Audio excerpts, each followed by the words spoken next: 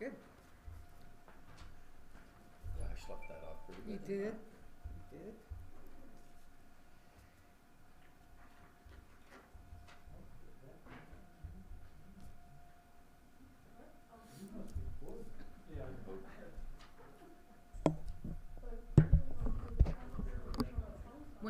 When we got these mics, Bill told me to put it like this, and I don't think he told anybody else.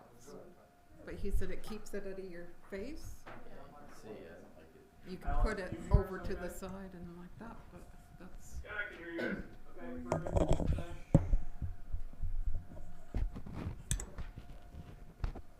You can go live. Were you able to get that one open? No, I wasn't. The second one I couldn't. No, I don't know if I can control that one back. I just, The first one I did. yeah, And I didn't know if they were legitimate first and seconds or if they were the same thing. I didn't know that, no one did know. I thought it was gonna be pretty good meeting, but.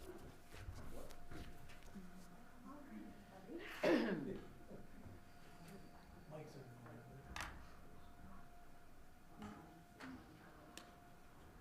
See, now I just have to decide cold caffeine or hot caffeine. Give them time, they'll both be warm.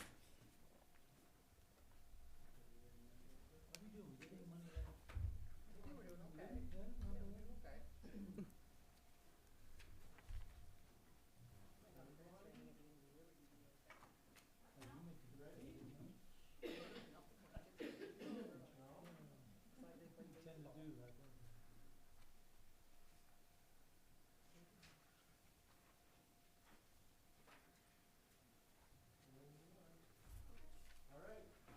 Just a reminder for everyone to turn on your microphones.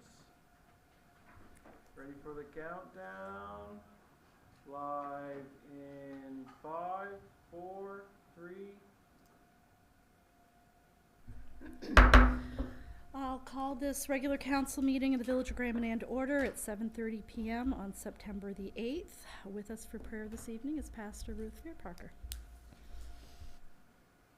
Let's pray. Lord, thank you today for this island. Thank you for this beautiful day. Thank you for the rain that we had. And we pray even for protection over this island when it comes to fires. And we thank you for these people and the work that they do. We pray that you would bless them abundantly, that you'd continue to give them wisdom and revelation far beyond what they even have in their mind, and help them to continue to orchestrate the things that need to be done for this island. We commit them to you, and we give you all the praise. For it's in your name we pray.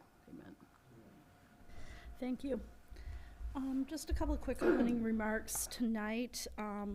Obviously, as Ruth said in her prayer, we spent a great deal of time in August talking about emergency preparedness and fire preparedness with the wildfire risk that we had on the island. I want to give a shout out in particular to our fire department, who have been, I'm going to say vigilant is probably not the right word, but it's the best one that I've got right now. Particularly that Saturday when we had all this wildfire smoke from Nova Scotia and they had repeated calls coming in. I know there were a lot of them that were out looking to see what was going on, so we appreciate them all the time, but certainly over the last month they've been super diligent. And I also want to give a shout out to the guys who are operating drones looking for fires. They've been doing that diligently over the last month or so, and it's a little bit of comfort, I think, for everybody to know that there has been no smoke spotted before we go to bed at night, if nothing else. On to regular things. It's been a bit of a busy month. On the 14th, Minister Kennedy, who's the Minister of Local Government, was here. We talked to him a little bit about fiscal reform and some of the challenges of being here in a remote community. On the 20th, we had a joint meeting with the PAC on the rural plan, and we'll talk about that hopefully later on the agenda. August 28th, the Regional Service Commission passed their draft budget for the 2026 year, and we've got a meeting scheduled on October 2nd with Hollis to come and talk about that budget. And then on the 4th, the Premier was here on the island where we got to talk about some of the ferry challenges, our groundwater study, and some housing projects. So quite a bit going on for the summer quiet season, that's for sure. Moving on to disclosure of conflict of interest. Hearing none, we'll move on to the adoption of the minutes of August 11th. I just want to make a note that the prayer, Esme has changed it in the minutes, but it didn't get changed from the month before. It was Pastor Dorian Sekou who made the prayer, so we have made that change in the minutes.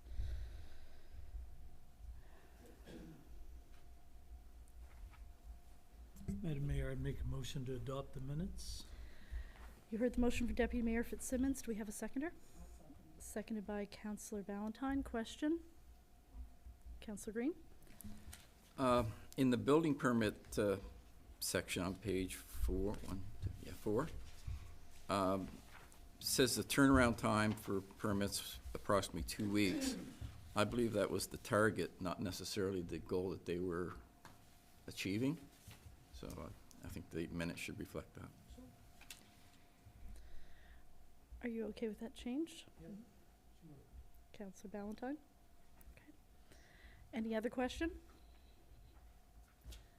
All those in favor? Contrary minded? Motion carried. Additions to the agenda, we have two. One was under the bylaws, the rural plan. So that would be 16.1. And under old business, we have a PAC recommendation, if we can add that as 9.2.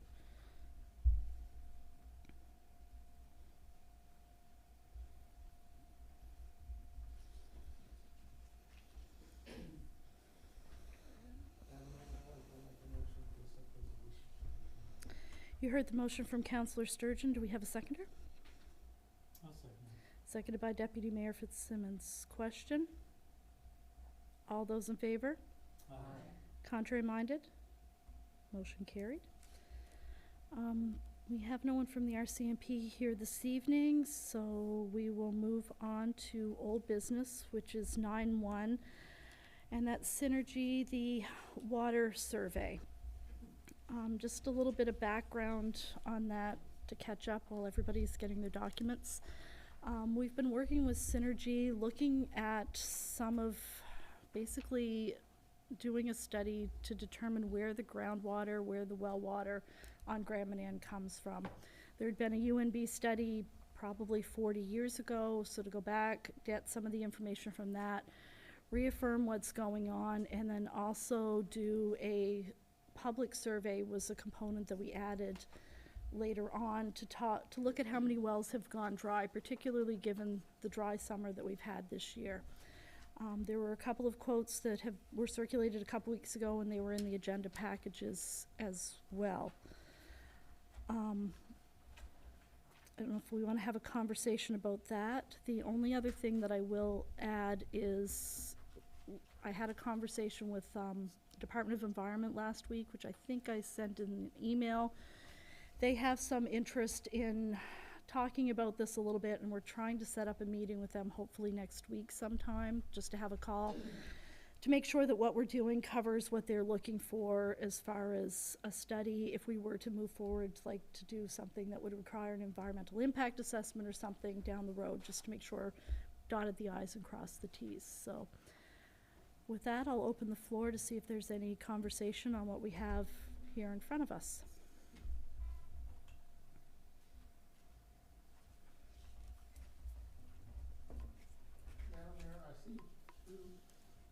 Madam Mayor, I see two documents from two separate companies. Are they basically doing the same thing, or how does that work? I think the methodology is different, but I think the outcome, the goal is the same. So are we looking to hire both, or what? One or the other. They were, One or the, we have to choose here? yes, there were I believe three companies approached and two that we have quotes from. So, Thank you. does that make sense? Yeah, that's what I thought, but I wanted Yep. to make sure. Okay.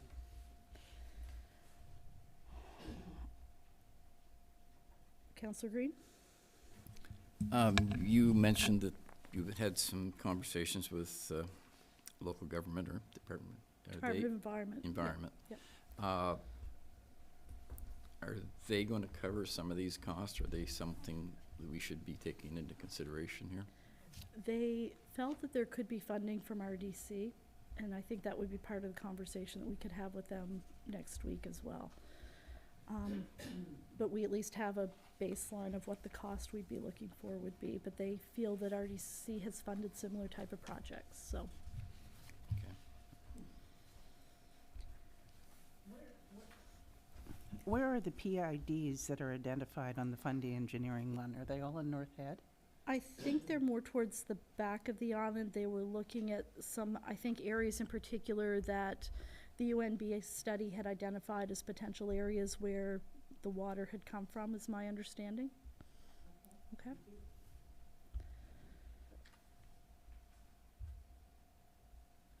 So, is it the pleasure of the group to choose one tonight? Do we want to have a conversation with Environment next week and table this till the next meeting? Do we have strong feelings about one or the other? I'm just looking for a little bit of direction. Councillor Turner, and then I see Councillor Green leaning forward, and maybe Councillor Ballantyne, like, we're, okay. I would like to find out what the possibilities are for funding first. Yep. I think it's not enough of a rush item to go ahead without that. That's fair. Councillor Green? Yeah, I just wouldn't want to jeopardize our conversation with the Department of Environment, but when it comes to the two quotes, one being, around $7,000 cheaper than the other, and they're basically the same information, there's probably not much of a decision to be made, in my opinion. Councillor Ballantyne? And I was wondering, because I can't really tell from reading these, the difference between what one is going to look at and what the other is going to look at. Would it be appropriate to show these to the Department of Environment and see if one of them speaks more to their? Probably isn't a bad idea to share both of them with them and see what their thoughts are about them. Okay. Okay, so what I'm hearing, Councillor Sturgeon?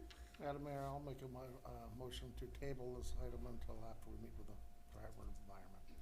Heard the motion from Councillor Sturgeon. Do we have a seconder? Seconded by Councillor Greenlaw. Question. All those in favor? Contrary minded? Motion carried. Okay, 9.2 is the addition, the PAC recommendation. So PAC met on November 27th, 2024 on a subdivision approval. And PAC made a recommendation to council to accept the subdivision plan with the conditions of a 30-meter buffer, a Wawa permit, and they were gonna go, instead of the land for public purpose like we're doing with the small property, they were gonna do cash in lieu of 6%.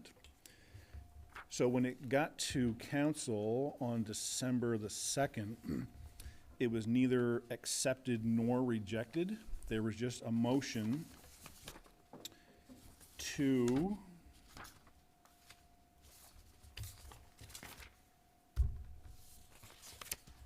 send it to the bylaw committee to review bylaw 2-95. And that was it. It wasn't whether or not they accepted PAC's recommendation. So this come up today in a conversation with the property owner, because even though the subdivision plan has been accepted, it's been stamped and approved by the Service Commission and the surveyors, it can't get registered until that cash in lieu money exchanges hands. So that property's just sitting there and the owners are wondering what's going on. So I did some digging today and found this, that PAC had made the recommendation, but council didn't actually accept or reject. So we need to decide tonight whether or not we accept PAC's recommendation for the Miller's Pond subdivision. Question, I see Councillor Sturgeon. Could the CEO kind of review what the PAC Say it again, please. The Saunier survey applied to the PAC for approval for a one-lot subdivision for a seasonal dwelling. The proposed right-of-way is across the parent PID. A right-of-way agreement will be created by a legal document registered to the proposed lot. SNBSC recommends that the Planning Advisory Committee of the Village of Grand Manan approve a private right-of-way for the development of land as shown on Plan Miller Pond subdivision. The final plan of the subdivision must be stamped with the private right-of-way. Note in 30-meter buffer shown in the following statement must be present on the final plan. This area is subject to Regulation 90-80, Watercourse and Wetland Regulation Clean Water Act.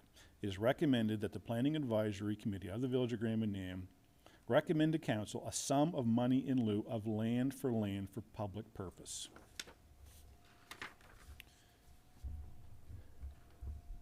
Counselor Sturgeon? I'll make a motion that we accept the PAC recommendation. Heard the motion from Counselor Sturgeon. Do we have a seconder? I'll second. Seconded by Deputy Mayor Fitzsimmons. Question? Counselor Green?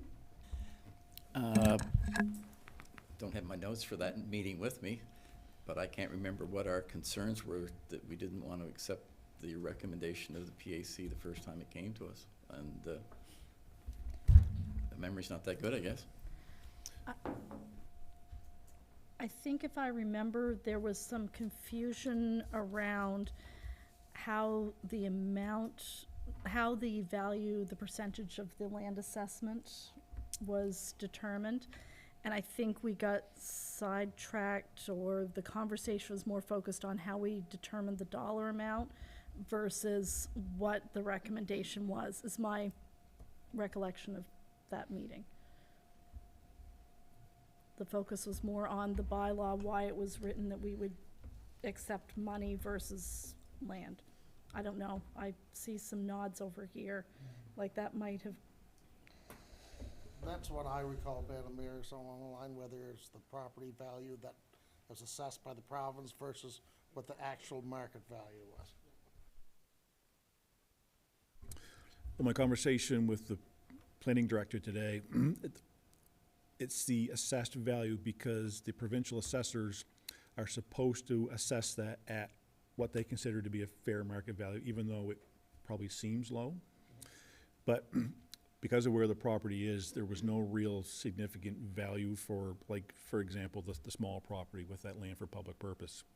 So the 6% cash in lieu. So there'd be two options there. They can either do a 6% cash in lieu of the entire property at the assessed value, or they can do 6% cash in lieu for each individual lot that they subdivide.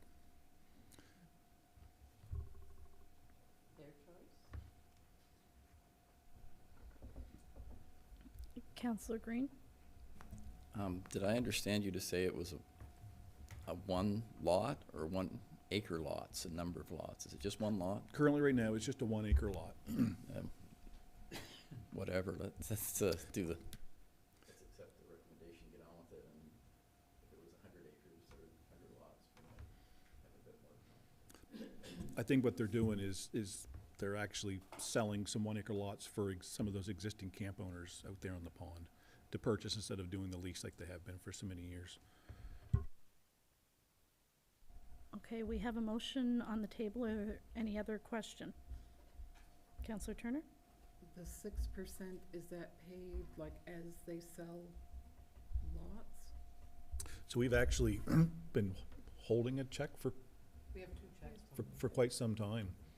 We didn't actually cash them because we weren't exactly sure what the value was or what the whole because this whole subdivision with the land for public purpose and the cash in lieu is so new that we weren't sure, but we got some better clarification from Alex today. I mean, we could, if you want, we could ask, I mean, Alex is here on the call, or we can just go with the motion and. Oh. Hi, Alex. Oh, now I can't see. Did you have any clarification? Oh, we're muted. Alex, did you have any clarification you wanted to add? Yeah, sure. Yeah, so We briefly talked about it today, yeah, it's not a completely simple topic, but cash in lieu is an alternative to land for public purpose, and council accepts it at its discretion. The typical requirement, if you're creating a new access or a new public street, one or the other, private or public, this requirement kicks in. And as Chris said, you can do it one of two ways as a developer. You can do it by the lot you're subdividing, or you could pay it out for a whole area of land that you're intending to subdivide, and then have that sort of banked for future lots that you're going to create. So in the case of the small subdivision, they did that. They did one big dedication of land, and they're not going to need to come back to council with additional dedication. So the cash in lieu versus the LFPP, the actual dedication of land, is a decision. But when you actually come down to what amount you accept, then there's a bit of a head scratcher. The subdivision bylaw was written in 1995, and this cash in lieu clause was in there since then. But as Chris said, it's not always been enforced in the same way in its history. And so we need to enforce it. It's on the books. But when we go back to the language, it's vague onto, market value, assessed value, and is that the same thing? So one thing which we hope would address this is the rural plan. The rural plan update actually provides some clarity to say it's assessed value the council will accept. And but that said, this number, this cash in lieu amount, the figure, is a completely discretionary amount from council. Essentially, if you believe this is the 6% of the value of the land being subdivided, then council accepts it. You motion to approve that. That can be accepted, and the development carries on. So at this point, there really is no guidance to council. What is 6%? So I think we've suggested the assessed value because it's a little bit more definitive than trying to determine a market value. So, but yeah, going forward, we would suggest using that, and that would be in the rural plan draft that you have in your agenda tonight. Thanks, Alex. Any other question? All those in favor of the motion? Contrary minded? Motion carried. Next up is a 10-minute open session. Okay. We will move on to new business. 14.1 is the Planning Advisory Committee member resignation. Thank you, Madam Mayor. Since our last meeting, we've had another member resign from the PAC. So I'd like to take the opportunity to thank Dwayne Griffin for his time on the committee, the very valuable input, and he'll be missed on that position. So that does leave us with a vacant seat. We did have some recommendations for some possible replacements when we were talking about Tam's replacement at the meeting before. So I'm not sure what the wish of council is, if we want to go back and review those recommendations, or if my memory serves, which isn't very good, I think we had a couple recommendations when we went to fill Tam, a 1 and a 2. So I don't know if we want to go, since we used our first one, we want to go to our second recommendation for Dwayne's replacement, or? And Tam has also said that she would like to come back. And Tam wants to come back. Yeah, she was trying to accommodate her employer and by working on Wednesdays, which meant she couldn't be on PAC anymore, and then her employer's needs changed, so she can be on PAC and she'd be happy to come back. So, wishes of the group, Councillor Green. This is delving into a personnel matter that probably would be best dealt with without the camera and the public here in closed session.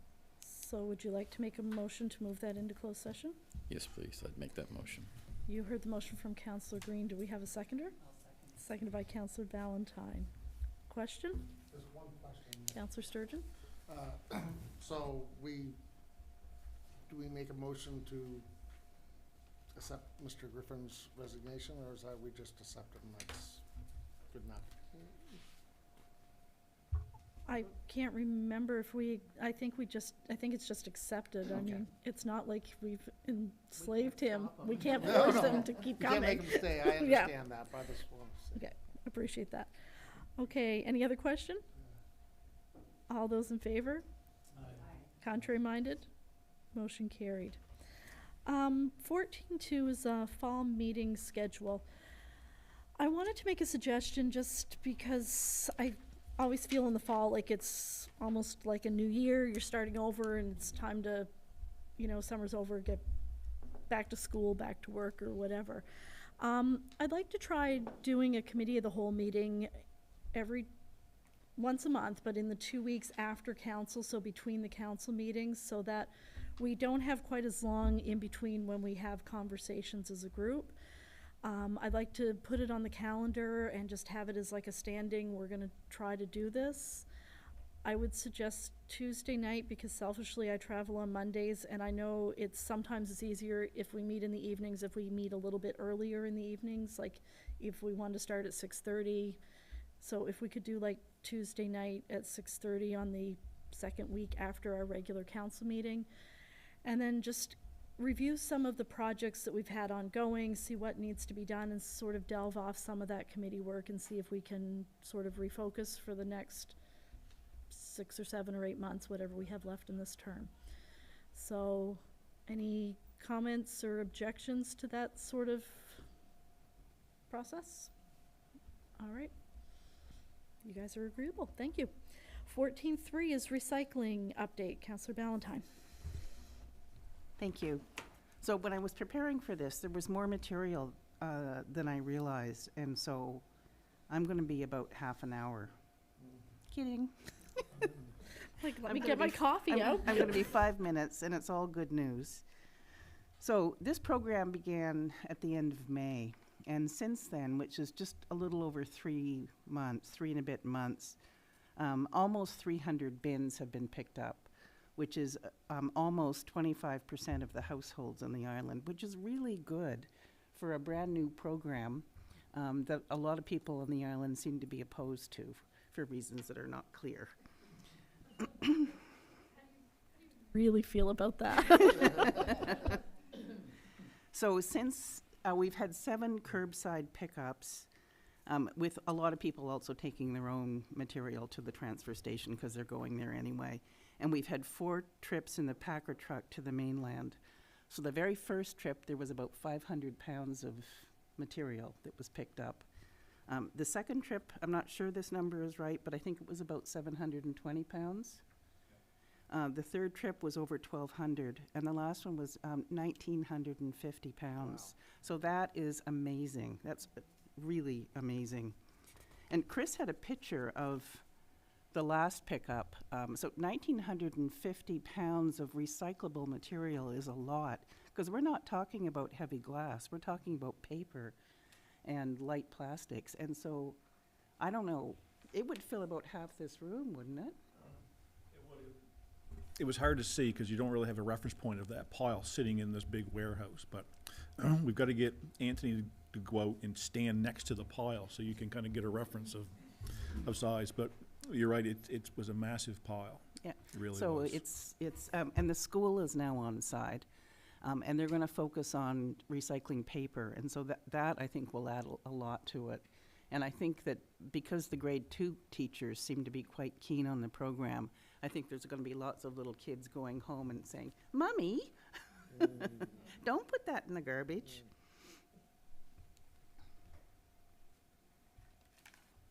So we are keeping a lot out of the landfill. We're saving on what we would otherwise pay to truck that stuff to the landfill, and we're getting paid quite well to do this, both the pickups and the transfer to the mainland. So it covers our cost, and it lets us put some money aside to replace the truck, for example, if it's going to need replacements. I was curious about how much actually really gets recycled, because I know there's a lot of suspicions about they just pick it up and it ends up in the landfill anyway. And the answer is pretty good news. So paper and cardboard and metal, the amount that gets recycled is almost 100% unless the material is so soiled that it has to be taken out of the stream. Hard plastic isn't quite that good, but it's not bad. And soft plastic, which we're not recycling yet on the island, it's difficult to recycle it. But of the stuff that we pick up, most of it, almost 100% of it is getting recycled, which is really, so this is a good news story all around. And that's the end of my report. It's a very fast half hour. I will say the numbers are what struck me. Like when I'd come in and get the numbers every month, I was amazed at how much it had grown since the first month. And I saw pictures of, I must have been the grade 2 class, like of them each on the either side of like the blue tub, taking it out for recycled pickup day on Thursday, which I have to say it was pretty cute to see them involved in the program. So any other comments or questions for Councillor Valentine? Okay. Moving along, we're up to 16.1, which is the rural plan. Alex, I'm going to turn it over to you.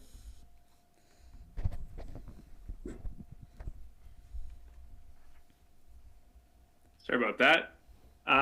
Yeah, so Council, you have in your package tonight a draft rural plan. So this is a process that's really kind of got underway in October of last year. So we're almost a year into this update. And it's you guys haven't rushed anything. It's been a process to make sure council and PAC are really, your concerns are reflective in this. But you're not done yet. So the next steps would be to ask the public's feedback on this draft. So it still could be changed yet further, and that's all part of the process. So if you look at the current form of the document, you have in there a number of changes that, like I said, reflect some of those meetings that we've had, the joint meeting between council and PAC that occurred actually twice. And it's kind of an unprecedented thing to have a council and PAC to meet in the same room to go over a document. But I think it just shows how much you guys are really pressing in to make sure this document represents Grand Manan and the best interests of the community. So you see in there a number of changes, and the latest one would be around the hobby farm to make sure that those standards are that make sense, and so those have been included most recently. What you basically have now is to put it back to the PAC because you have a substantially changed document, and they've given you a view on it, I believe, once. And so you need to ask them again formally to complete the process. And they need to give you another view because they're dealing with so many different changes to the document. But now we also need to call for a public hearing of objections. And a public hearing of objections is a formal process under the Community Planning Act where the public are invited to see the document and give their opinion on it. So we could do a number of things with that. So if council wants to do that in a special meeting ahead of the regular meeting, that can be something that's done. It could be done on a separate night. In addition, we could also have something where we do like a public information session where it's a little bit more casual, where we have maps on the wall, and then we talk about the different changes so people can get a little bit more understanding of what changed versus the 2022 draft and this update. So you could call for a public hearing of objections, and you could also direct staff, planning staff would attend and help organize this and be there to answer questions, and have a separate public information night. So that's not formally put forward to you as a motion, but it's an option to council if you wish to direct it. It's completely voluntary to do that. You legally just have to do the public hearing of objections. But yeah, those two steps, plus a first reading, gets it on the docket, essentially. It's not saying you're going to adopt the bylaw. It's just to say that this is a draft that council's considering. It's not just a staff edited document or a document put forward by staff. It's a first draft, so to speak, a rough draft. So those would be the three motions we'd recommend as a basic. Send to PAC for a written view. Call for a date of public hearing of objections. Need a minimum of 21 days. And then do the first reading. And in addition, you could direct staff, village staff and commission staff to set up a public information night if you so choose. That's an option. So 3, possibly 4 actions.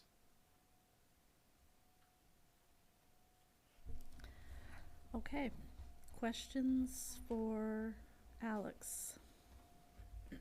Counselor Green, and then Counselor Sturgeon. Hi, Alex. Is it possible for us to get a map that we can actually expand and look at individual properties? The one that's attached to the rural plan, it doesn't cooperate when you blow it up. Yeah, for sure. 2 ways we can do that. We have a digital map that we can make sure everybody has access to that. So that could be available with the public hearing notification. And then secondly, we could just get you guys some big printed copies. Preference? Well, if we're going to have a public meeting, I think the big copies would be ideal for, group discussion type of an event. Okay. Counselor Sturgeon? Thank you, Madam Mayor. Alex, I assume public hearings, it's gotta be given 21 days, a minimum of 21 days from the time the motion is made, correct? Correct. Okay, thank you. Do you have? I believe the link to that online map went out with that final draft of the rural plan as well. It should be in an email.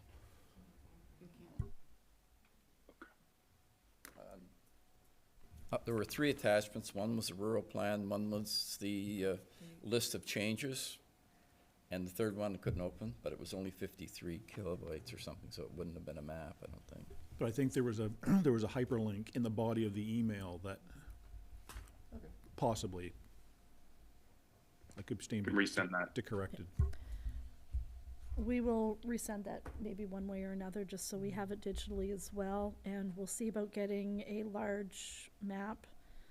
Are there thoughts on doing an information night in addition to the public hearing? Public hearing of objections?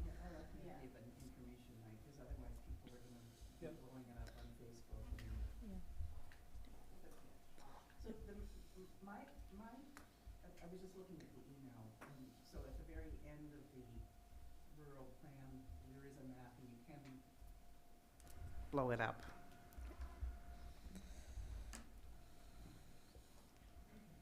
It's not a separate attachment, but it is at the very, page 68 or something of the rural plan. Okay, so do we want to look at dates to have an information session? I'm just thinking we should, of Alex's list of 4 things, start knocking them off the easiest at, I think it makes sense to have the information session well ahead of the notice of objections, whatever, public hearing of objections, I'm gonna get that title right. So, do we have any thoughts on when we wanna do that? Counselor Sturgeon? Madam Mayor, I was wondering if there's anything that would prevent us from at least sending this to the PAC this evening, and then get that ball rolling, and then go from there. Is that a motion to send the draft oral plan to the PAC? That is correct, Madam Mayor, yes. Okay, you heard the motion from Counselor Sturgeon. Do we have a seconder? Second by Counselor Greenlaw. Question? All those in favor? Aye. Contrary minded? Motion carried. So then we need to set a date for public info. Do we have a particular time we want to do that?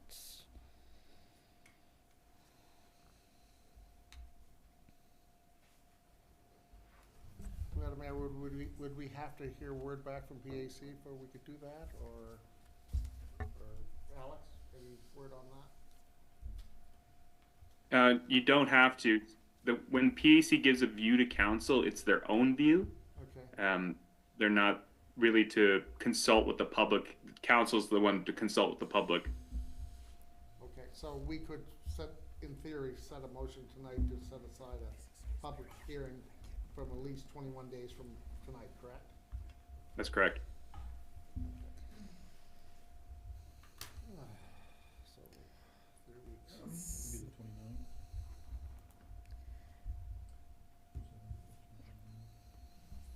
This would be an afternoon, evening thing, meeting?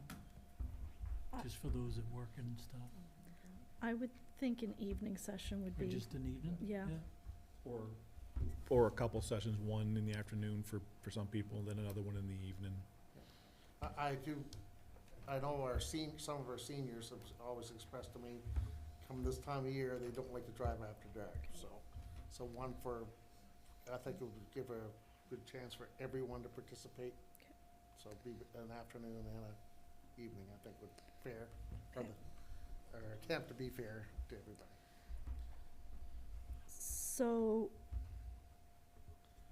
I know 21 days puts us at the 29th, but Mhm. I'm gonna suggest we bump it to October 1st, which is a Wednesday. Yep.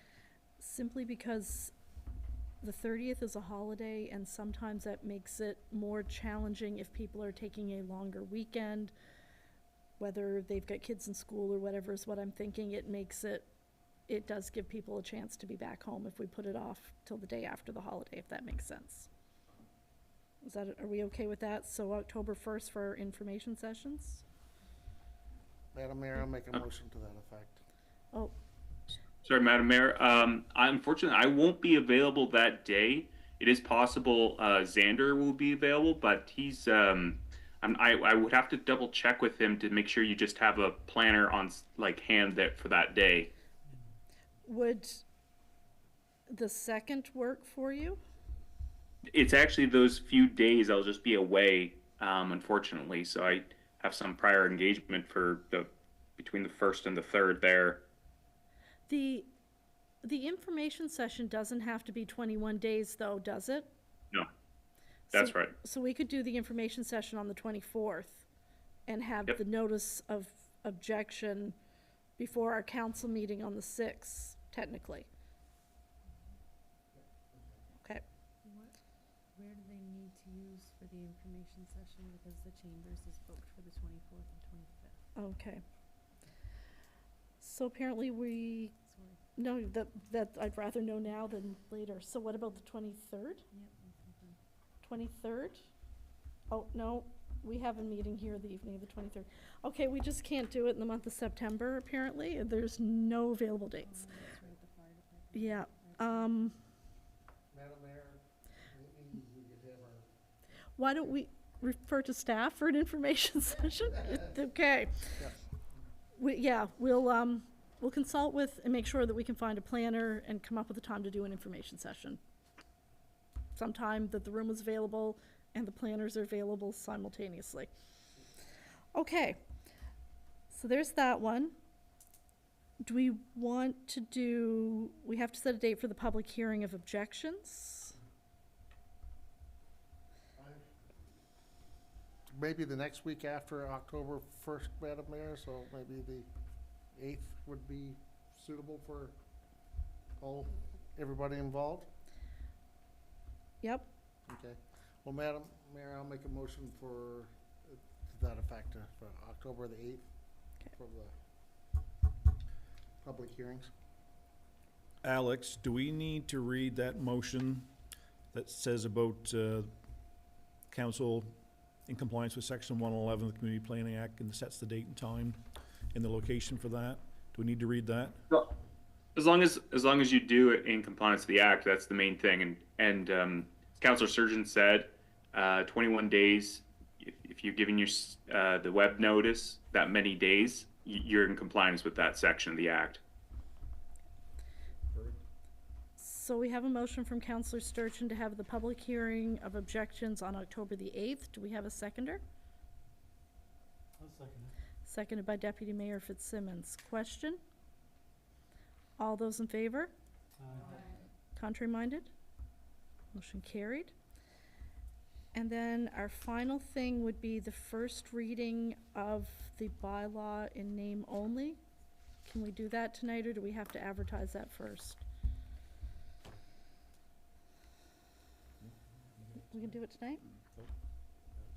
Alex? Yeah, Madam Mayor, you can do this by title only. The Local Governance Act would require you to read it in its entirety at least once, unless you put it on your website for a period of so many days. And if you advertise the bylaw with the public hearing, that's going to satisfy that Local Governance Act clause. So no one ever reads these things in their entirety, because it would take about 3 to 4 hours. I think we would all support that type of concept. So we did last time. It's, yeah. All right, so would somebody like to make a motion?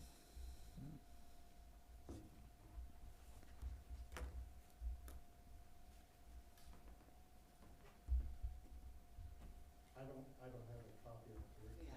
Who's does?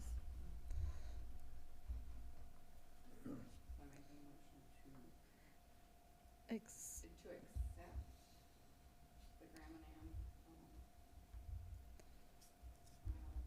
rural plan bylaw, to amend, is it amended? It's a new bylaw. Amend rural plan bylaw,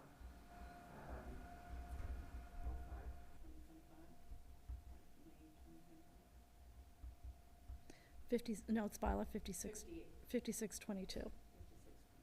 Yep. I didn't have that number. Is it not 5824?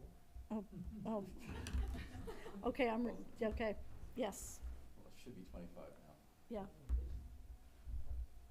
Okay, I said, but 25. so here's what I'm going to suggest on this one.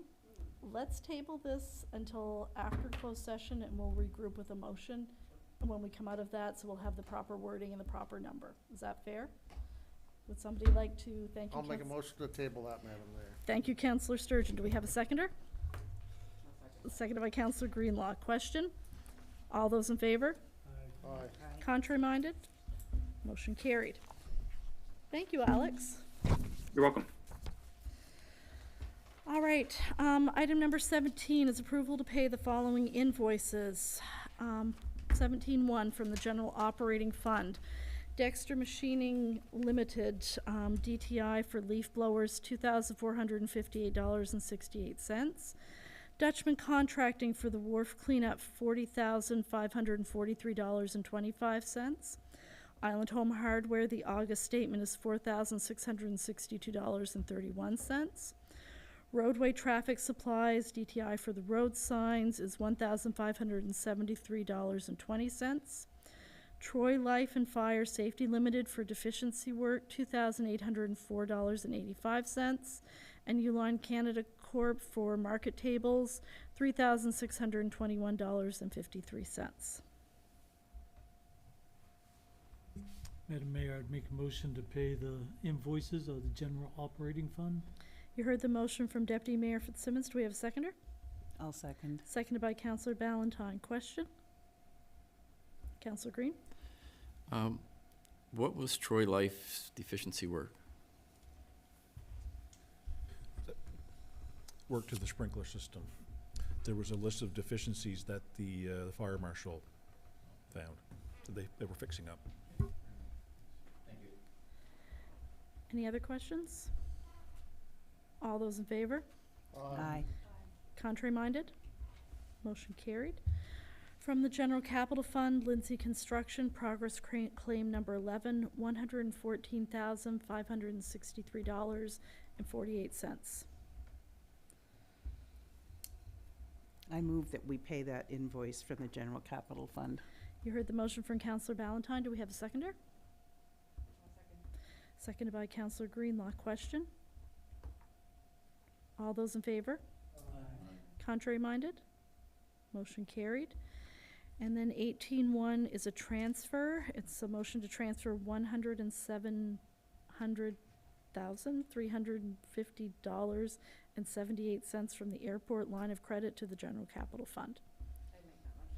Heard the motion from Councillor Greenlaw. Do we have a seconder? seconded by Counselor Turner. Question? All those in favor? Contrary-minded? Motion carried. Closed session, we have two things. One is property for the dangerous and unsightly premises, and then two was the Planning Advisory Committee members that we moved into closed session a short while ago. I'd make a motion that we move into closed session. You heard the motion from Deputy Mayor Fitzsimmons. Do we have a seconder? Seconded by Councillor Ballantyne. Question? All those in favor? Contrary-minded? Motion carried.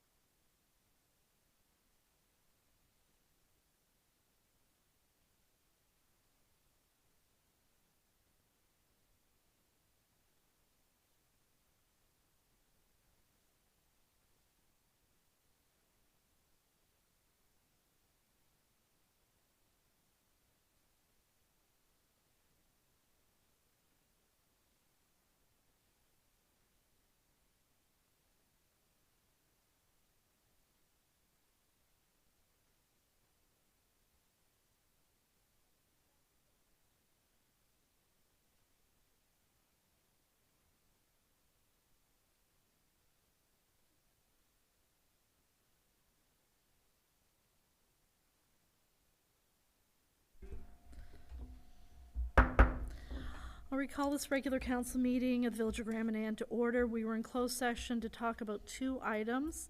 19.1 was property, dangerous or unsightly premises. Madam Mayor, I make a motion to enforce the order to comply to PID 01294859 issued on June the 25th of 2025. You heard the motion from Councillor Sturgeon. Do we have a seconder? Seconded by Councillor Turner. Question? All those in favor? Contrary minded? Motion carried. 19.2 was to replace a member of the PAC. I move that we approach the first preference, and if he or she is not willing to accept, we approach the second preference. You heard the motion from Councillor Valentine. Do we have a seconder? Seconded by Deputy Mayor Fitzsimmons. Question? All those in favor? Aye. Contrary minded? Motion carried.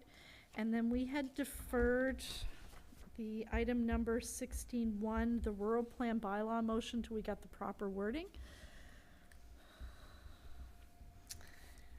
Be it resolved that the Village of Grand Manan Council give first reading by title to the rural plan dated September 25th, which shall be numbered as bylaw 5825. You heard the motion from Councillor Greenlaw. Do we have a seconder? I'll second. Seconded by Councillor Valentine. Question? All those in favor? Aye. Contrary minded? Motion carried. We're working on a date for the information session. That will be up on our Facebook page once we have confirmed that. So our next regular council meeting will be here on October the 6th at 7:30 p.m. Make a motion to adjourn. Thank you very much. Thanks, everybody. Do you want me to approach the preferences? The PAC preferences?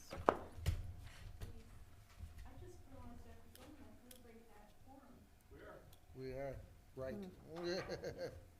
I was saying to Susan before. Well, actually, we had just done that just before the meeting started, Yeah. didn't we, Susan? So we got just hardly enough, but.